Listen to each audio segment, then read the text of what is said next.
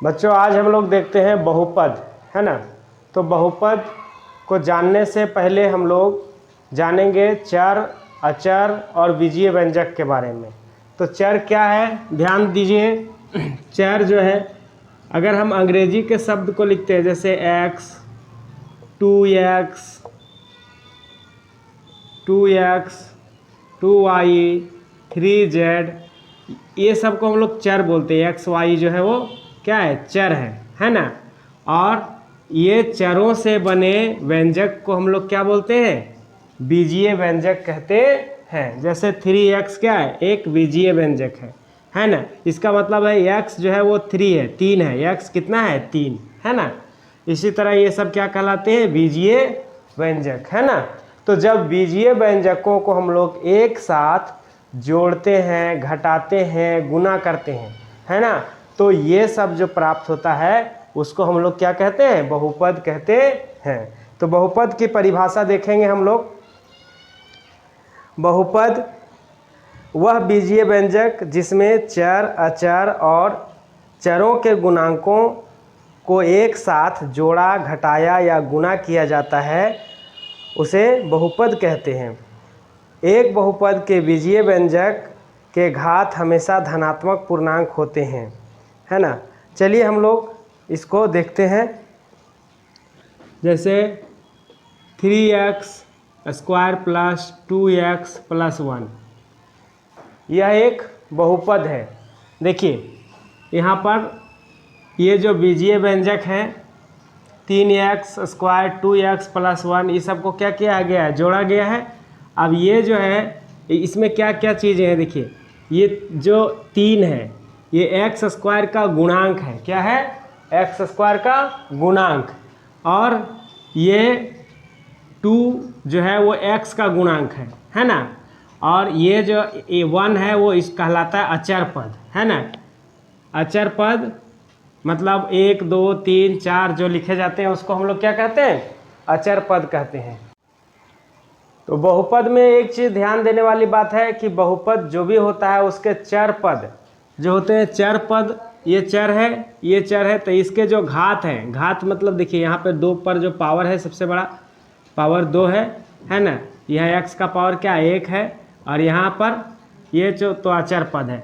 तो ये चरों के जो घात होते हैं वो धनात्मक पूर्णांक होना चाहिए, मतलब 1 होना चाहिए, 2 होना चाहिए, 3 होना चाहिए, है ना। तो ये क्या कहलाएगा, बहुपद।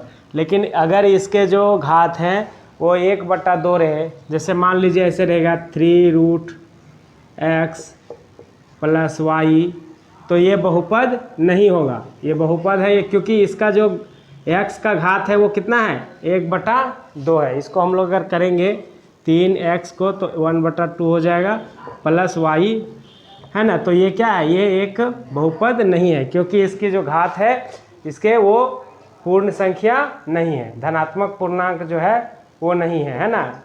समझ गए। तो इसको हम लोग क्या कहते हैं, बहुपद कहते हैं। बहुपद में 2 चीज़ों को ध्यान में रखना है। पहला चीज़ है कि बीजीय व्यंजक जिसमें चर को, अचर को और चरों के गुणांक को एक साथ जोड़ घटाकर या गुना करके लिखा जाता है, वह बहुपद कहलाता है। लेकिन बहुपद में क्या होना चाहिए, उसके जो घात हैं वो पूर्ण संख्या होना चाहिए, है ना, यानी कि धनात्मक पूर्णांक होना चाहिए। ठीक है। तो अब हम लोग देखते हैं बहुपद के प्रकार, है ना। घात के आधार पर बहुपद के प्रकार हम लोग पढ़ेंगे कि कोई भी बहुपद में यदि घात 1 हो, सबसे बड़ी घात क्या हो, 1 हो, जैसे एक बहुपद है, ठीक है, इसका सबसे बड़ा मतलब x का कितना घात है, पावर कितना है, 1 है। कितना है, 1 है ना। तो इसको हम लोग कहेंगे रैखिक बहुपद। क्या कहेंगे, रैखिक बहुपद, है ना। अब कोई भी जो बहुपद है उसका सबसे बड़ा घात अगर 2 हो, है ना, x square minus 2x minus 8, ये भी एक बहुपद है ना। तो इसका सबसे बड़ा घात जो है वो क्या है, 2 है। तो इसको हम लोग बोलते हैं द्विघाती बहुपद, द्विघाती बहुपद। अब अगर यही बहुपद है जिसका सबसे बड़ा घात 3 हो, 3x² plus 3x³ plus 2x² plus 3x plus 1, ये भी एक बहुपद है, लेकिन इसका जो सबसे बड़ा घात कितना है? 3 है। तो इसको हम लोग क्या कहेंगे? त्रिघाती बहुपद। क्या कहेंगे? त्रिघाती बहुपद कहेंगे। हाँ,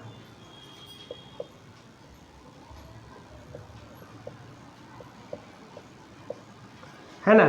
तो इस तरह से हम लोग देख लिए कि द्विघाती रैखिक बहुपद, द्विघाती बहुपद और त्रिघाती बहुपद क्या है। अब देखते हैं हम लोग प्रश्न संख्या 1, प्रश्नावली 2.1 के प्रश्न संख्या 1। किसी बहुपद px के लिए y बराबर px का मान नीचे आकृति 2.10 में दिया है। प्रत्येक स्थिति में px के शून्यकों की संख्या ज्ञात कीजिए। यानी कि y बराबर px है, जो ग्राफ दिया हुआ है, इसमें हमको px के शून्यक ज्ञात करना है कि कितने शून्यक हैं px के। ठीक है, तो इसमें हमको मेनली क्या देखना है? ये देखिए, ये x एक्सिस है, x अक्ष है, और ये y अक्ष है ना। तो ये हमारा ग्राफ है। तो ग्राफ x अक्ष को जितना बिंदु पर प्रतिच्छेद करेगा, जितना बार काटेगा, उतना ही शून्यक होगा। तो यहाँ देखिए, यहाँ ये y अक्ष को काट रहा है, x अक्ष को कहीं भी काट नहीं रहा है ना। तो यहाँ पर हम लोग क्या लिखेंगे? चूंकि ग्राफ x अक्ष को कोई भी बिंदु पर प्रतिच्छेद नहीं करती है, ये जो ग्राफ है वो x अक्ष को कहीं भी काटती नहीं है, इसलिए शून्यकों की संख्या 0 है। इसलिए इसका जो शून्यक है वो क्या है? 0 है, क्योंकि ये x अक्ष को कहीं भी नहीं काट रहा है।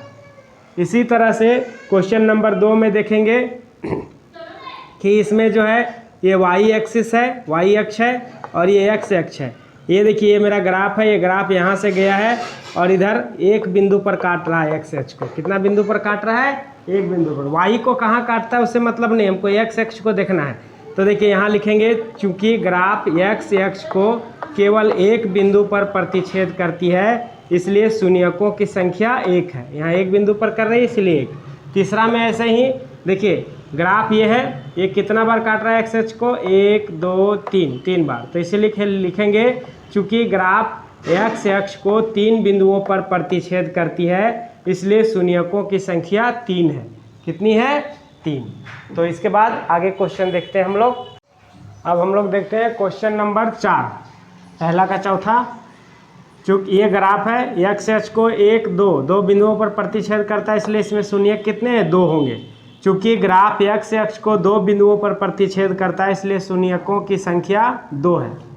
अब पांचवा में देखते हैं, 1 2 3 4 बिंदु पर x अक्ष को प्रतिच्छेद करता है। यहाँ लिखेंगे, चूँकि ग्राफ x अक्ष को 4 बिंदुओं पर प्रतिच्छेद करता है, इसलिए शून्यकों की संख्या 4 है।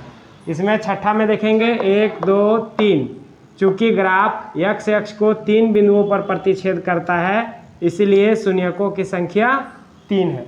तो इस तरह से ग्राफ को देख करके वो x अक्ष को कितना बार छू रहा है। देखिए, यहाँ पर 1 2 3 बार, तो 3 है। जितना बार छुएगा, ये प्रतिच्छेद करेगा, उतना ही उसकी शून्यकों की संख्या होगी। ठीक है, अब हम लोग अगला देखेंगे 2.2 अगले वीडियो में, है ना। और इसी तरह के वीडियो देखने के लिए हमारे चैनल को सब्सक्राइब करें, वीडियो को लाइक करें और दोस्तों को शेयर ज़रूर करें। Thank you.